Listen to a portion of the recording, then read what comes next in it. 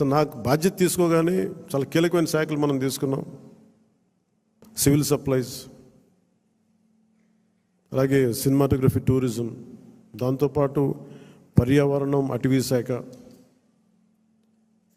అలాగే పొల్యూషన్ శాఖ, Panchayati Raj, rural water supply, ఇన్ని కీలకమైన శాఖలు తీసుకున్నప్పుడు నాకు ఒకటే అనిపించింది, చాలా అవగాహన ఉండాలి. ప్రత్యేకించి శాఖలు కూడా నేను అందరూ అనుకోవచ్చు ఎందుకు పెట్టుకున్నాను నేను ఈ శాఖలన్నీ అంటే, ఇది నా మీద చాలా బాధ్యత ఉంది. పదే పదే మాట్లాడాను నేను. కొంత దాన్ని సంపూర్ణంగా కొంత ఒక విధి విధానాలు ఏర్పరిచిన తర్వాత సరైన సమయంలో బాధ్యతల నుంచి కూడా తప్పుకుంటాను, ఇంకెవరికైనా కూడా అప్పగించేస్తాను. కాకపోతే అది చేసే ముందు ఖచ్చితంగా విధి విధానాల మీద చాలా బలమైన ఒక విధి విధానాలు బలంగా ఏర్పరిచి ఆ బాధ్యతలు అప్పుడు అప్పచెప్తాను. అలాగే మనందరి మీద కూడా 5 సంవత్సరాల కాలం గిరుని తిరిగిపోతుంది, ఎక్కువ సమయం పట్టదు. అలాగే మన ఎమ్మెల్యేలందరికీ కూడా, పోటీ చేయని చోట్ల కూడా మన నాయకులందరికీ కూడా ఇది భవిష్యత్తు ఉన్న పార్టీ. అది మరి ఎంత బలంగా మనం చేయకపోతే దేశం మొత్తం మన వైపు చూసేలా చేసింది.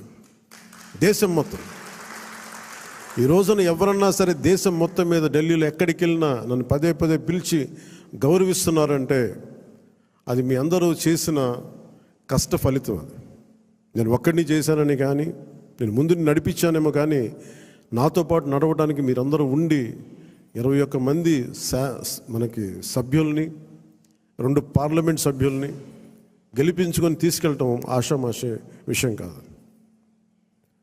మన ఉదయ్ గారు కానీ, బాలశౌరి గారు కానీ మనం అడుగుతున్నారు నెక్స్ట్ పార్లమెంట్ సెషన్స్ ఉన్నాయి ఏం మాట్లాడాలి అంటే, ఉదయ్ గారు కూడా చెప్పారు మీరు ముందు అవగాహన చేసుకోండి, ఎలా మాట్లాడాలి, ఏం మాట్లాడాలి, ఈ సెషన్ అంతా అవగాహన చేసుకోండి. ఏదైనా కీలకమైన పరిస్థితులు, అంశాలు ఉంటే సీనియర్ పార్లమెంటేరియన్ బాలశౌరి గారు ఉన్నారు, ఆయన ముందుకు తీసుకెళ్తారు. ప్రధానమంత్రి గారితో కూడా చెప్పేటప్పుడు ఏం మాట్లాడాలని అడిగితే ఉదయ్ గారికి, బాలశౌరి గారికి ఒకటే చెప్పాను,